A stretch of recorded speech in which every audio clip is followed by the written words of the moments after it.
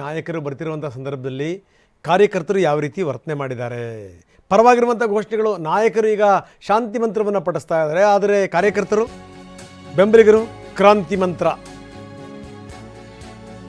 ಬೆಂಗಳೂರಿನಲ್ಲಿ ಬ್ರೇಕ್ಫಾಸ್ಟ್ ಆಯಿತು, breakfast meeting ಆಯಿತು, ಎಲ್ಲವೂ ಕೂಡ ಸಹಜ ಆಯಿತು ಅನ್ನುವಂಥ ಸಂದರ್ಭದಲ್ಲೇ KC ವೇಣುಗೋಪಾಲ್ ಎದುರುಗಡೆನೇ DK ಬಣದವರು DK ಅಂತ ಕೂಗಿದ್ದಾರೆ, ಘೋಷಣೆ ಹಾಕಿದ್ದಾರೆ. ಅದಕ್ಕೆ ಸಿದ್ದರಾಮಯ್ಯ ಬಣ ಸುಮ್ಮನಿರುತ್ತಾ?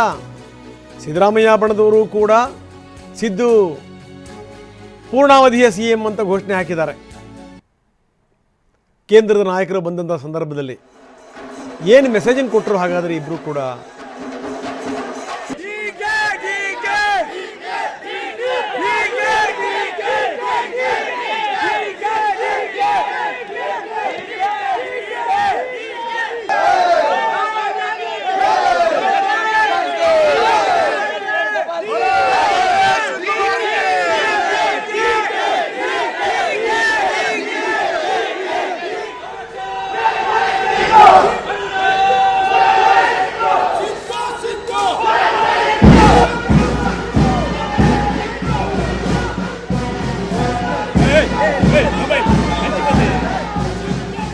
ನೋಡಿ, ಈ ಕಡೆಗೆ DK ಶಿವಕುಮಾರ್ ಪರವಾಗಿ ಘೋಷಣೆಗಳು, DK ಅಂತ.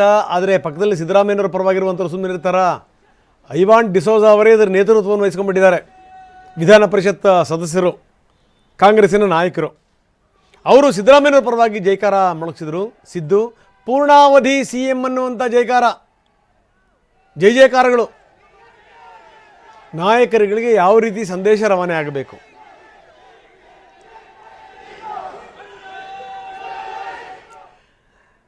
ಆದರೆ DK ಸುರೇಶ್ ಇದಕ್ಕೆ ಸಂಬಂಧಪಟ್ಟಂಗೆ ಬೇರೆದೇ ಪ್ರತಿಕ್ರಿಯೆ ಕೊಟ್ಟಿದ್ದಾರೆ. ಅಭಿಮಾನದಿಂದ ಬೆಂಬಲಿಗರು ಕೂಗ್ತಾರೆ, ಅದು ಯಾರದೇ ಪರ ಯಾರದೇ ವಿರುದ್ಧ ಅಂತಲ್ಲ, ಯಾರಿಗೂ ಅವಮಾನ ಮಾಡಬೇಕು ಅಂತಲ್ಲ, ಅಥವಾ ವೇಣುಗೋಪಾಲ್ ಅವರಿಗೆ ಅವರೇನು ಘೇರಾವ್ ಹಾಕಿಲ್ಲ, ಯಾರೂ ಮುತ್ತಿಗೆ ಕೂಡ ಹಾಕಿಲ್ಲ ಅಂತಾರೆ DK ಸುರೇಶ್.